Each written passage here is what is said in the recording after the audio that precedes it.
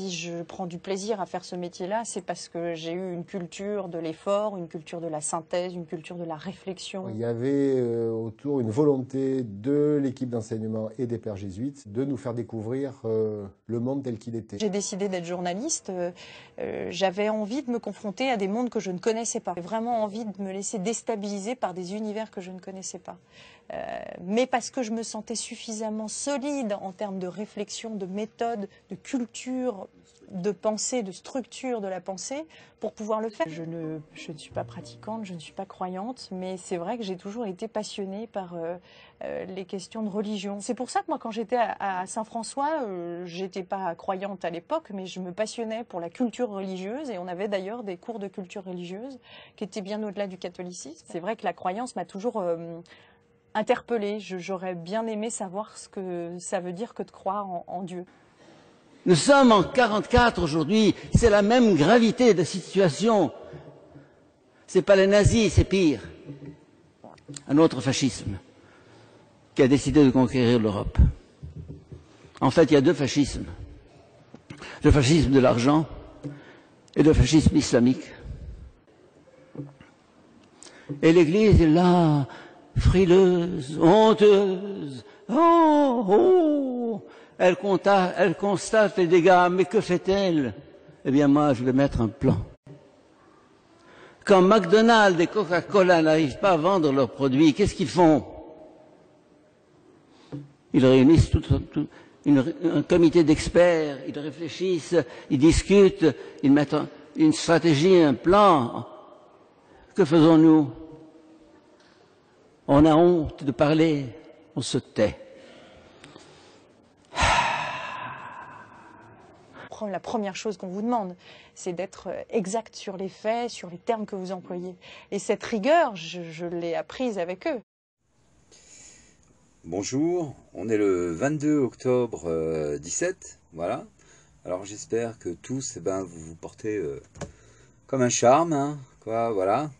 Alors, on essaie encore et toujours de faire entendre raison. Pas à ceux qui nous dirigent, non, mais à ceux qui sont en charge de la sécurité des Français. D'accord? Parce que ceux qui nous dirigent, ça va être difficile. Hein. Surtout, quand on vient d'entendre un prêche comme celui-ci, c'est-à-dire du père Boulade, donc jésuite, hein, d'accord? Donc il vous explique que le fascisme, il a deux têtes.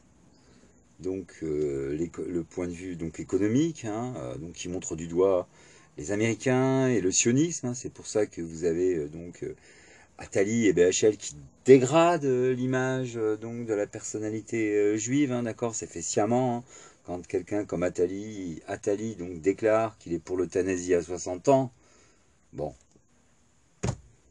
comment voulez-vous ne pas exacerber les tensions et les haines à l'intérieur d'une âme hein, sensible?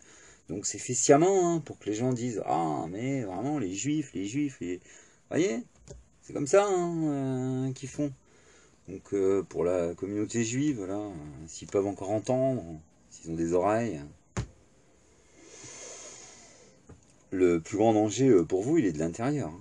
D'accord hein. Attali, BHL, mais aussi Ferry, enfin bref, et le CRIF, là.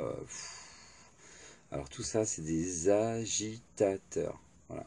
Mais il y a dans chaque groupe, dans chaque communauté, hein, vous avez donc les agitateurs. Hein. Hilar, par exemple, lui, donc il tape ensuite donc sur les juifs. Et Attali, il est là pour lui donner hein, du grain à moudre. BHL aussi, il est là pour lui donner du grain à moudre. Vous comprenez? C'est monté de toutes pièces. Voilà. Alors donc, le père Boulade, donc lui, comme donc Elisabeth Badinter, il vous invite donc à être islamophobe. Hein. Je résume donc vite fait. Mais alors, ce qui est énervant, donc, c'est qu'il se sert donc du nom de Jésus, hein, d'accord, puisqu'ils se font appeler les jésuites, hein, ça va.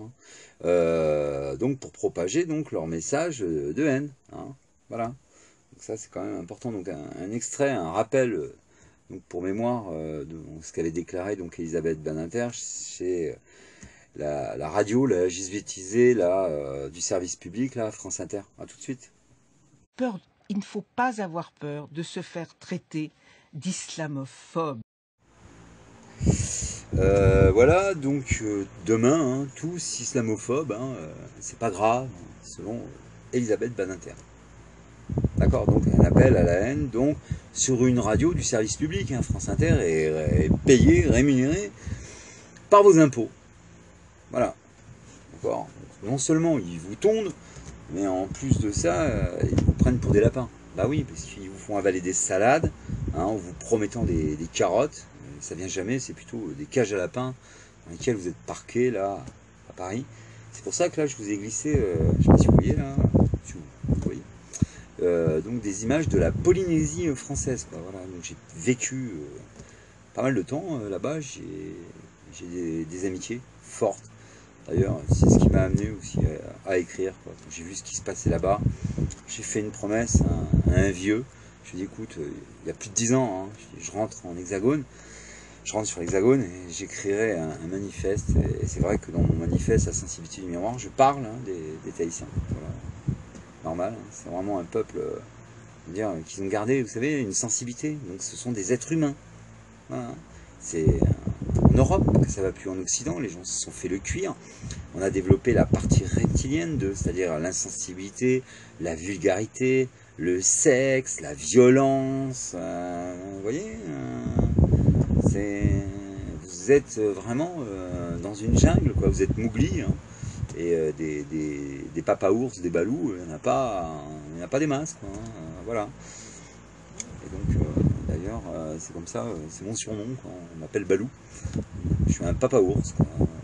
Voilà, c'est-à-dire, sympa, d'accord. Et quand j'ai un serpent en face de moi, là, non, là ça passera jamais. C'est tout. Alors, ensuite, avant le prêche aussi de cette chose-là de 84 ans encore bourré de haine, ce type-là.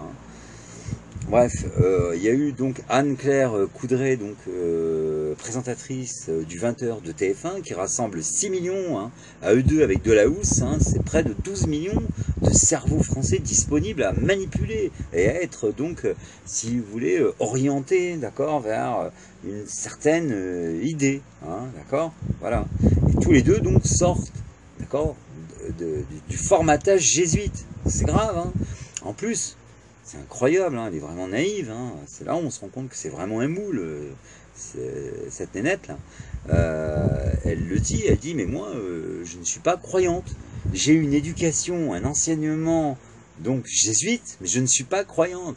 Donc logiquement, qu'est-ce que je me dis? Je me dis que les jésuites, apparemment, ils enseignent beaucoup de choses, puisqu'ils sont partout, dans tous les domaines, d'accord? Ils enseignent tout, et ils enseignent même l'athéisme. Voilà. Alors, Anne-Claire Coudray, écoutez, pour moi, vous êtes innocente, d'accord, tant que vous n'êtes pas reconnu coupable. Mais par contre, si vous n'invitez pas donc la chaîne Anna Beu, d'accord, sur votre plateau pour dire une autre évidence, une autre vérité, d'accord, autre chose que le même son de cloche des jésuites, parce que c'est le même son de cloche de partout, d'accord, sauf, alors là je vous invite donc Madame Coudray donc à ouvrir un œil, peut-être même les deux si c'est possible. Regardez les titres de Marianne, là, donc on vous met, et le titre donc du Figaro.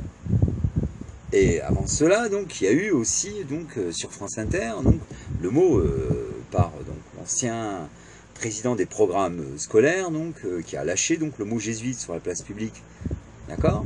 Donc là, vous êtes en train de vous faire doubler parce que c'est pas possible que vos confrères, d'accord, parlent du jésuitisme et pas vous. Parce que, oui, forcément, vous vous retrouvez coincé dans cette affaire. Vous avez eu un enseignement jésuite. Alors, comment ça va être possible de critiquer vos pères?